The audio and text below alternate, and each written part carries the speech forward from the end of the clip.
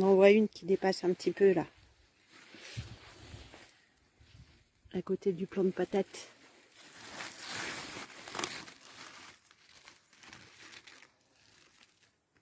Quand les feuilles vont faner, ça va être une belle récolte. Je pense qu'il y en a pour quelques kilos là-dessous. Elles sont pas encore complètement à maturité.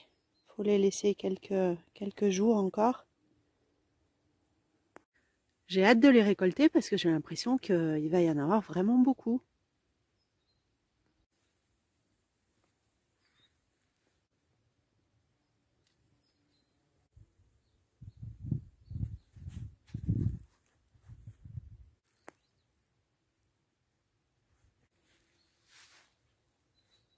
J'ai peur que la pluie qui arrive abîme mes butternuts, que ça les fasse pourrir. Bon, je pense que je m'inquiète pour pas grand chose, mais bon, du coup j'ai décidé de commencer à les récolter, les plus mûrs.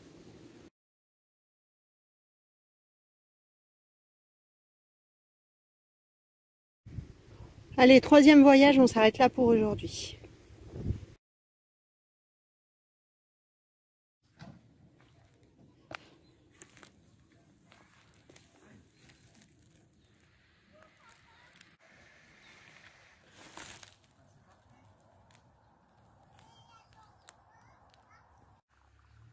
Bon, toutes celles-ci sont nettoyées.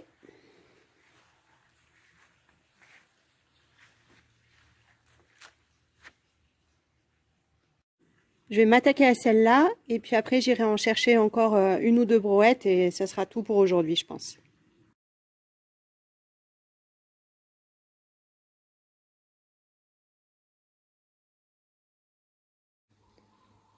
Voilà la récolte 2021 des butternuts.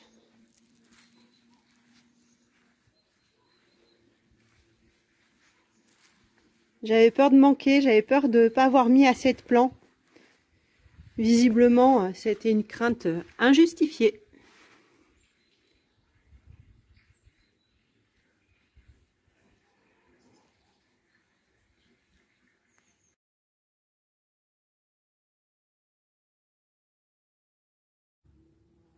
J'avais laissé ces trois là qui n'étaient pas mûrs encore, mais là ça fait quelques jours qu'il y a des gelées blanches le matin et je vois qu'elles sont piquées, donc même si elles sont pas mûres, je vais les récolter quand même.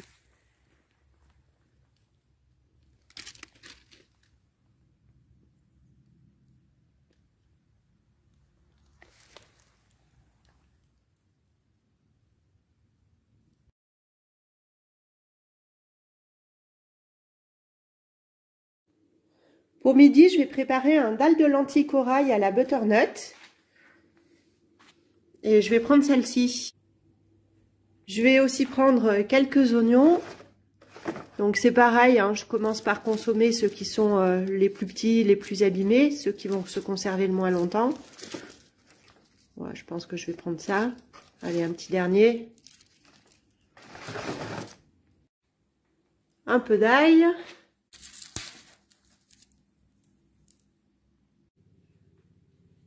Une jolie tomate.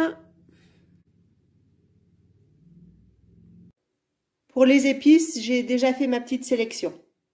Du curcuma, des épices à colombo, du cumin, du curry et puis aussi de la crème de gingembre.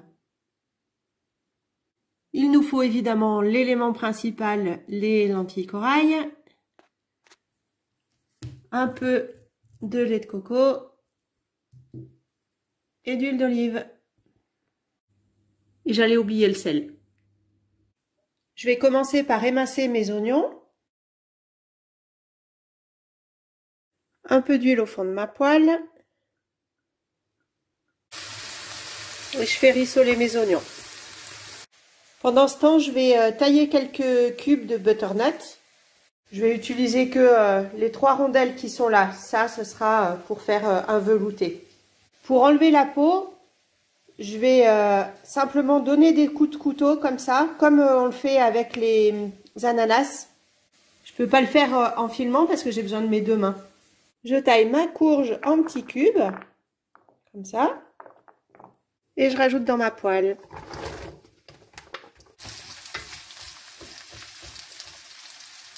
Je vais presser 3 petites gousses d'ail.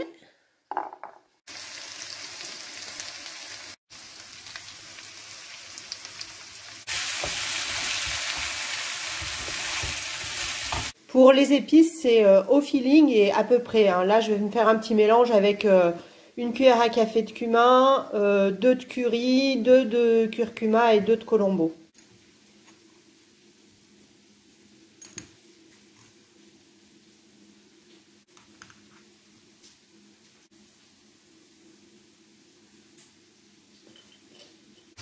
Je rajoute mon mélange d'épices.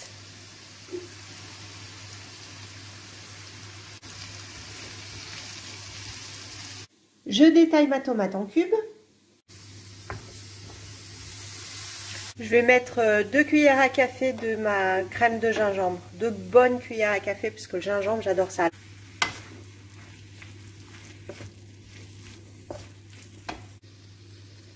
Les lentilles corail à la louche. Hein.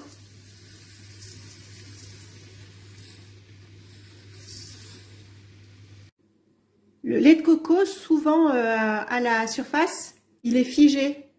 Et c'est le cas ici. Donc, je vais le mélanger un peu et on voit voilà l'eau qui est au fond, l'eau de coco qui remonte.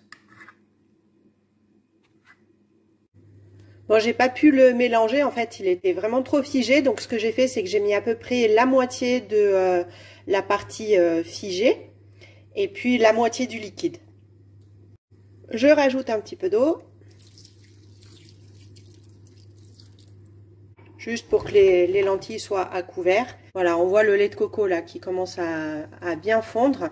Je vais laisser mijoter tout ça juste quelques minutes. Le temps que les lentilles corail cuisent, ça va assez vite. Elles vont absorber l'eau. C'est presque prêt. Voilà, une petite assiette complète vegan avec une salade concombre tomate en accompagnement.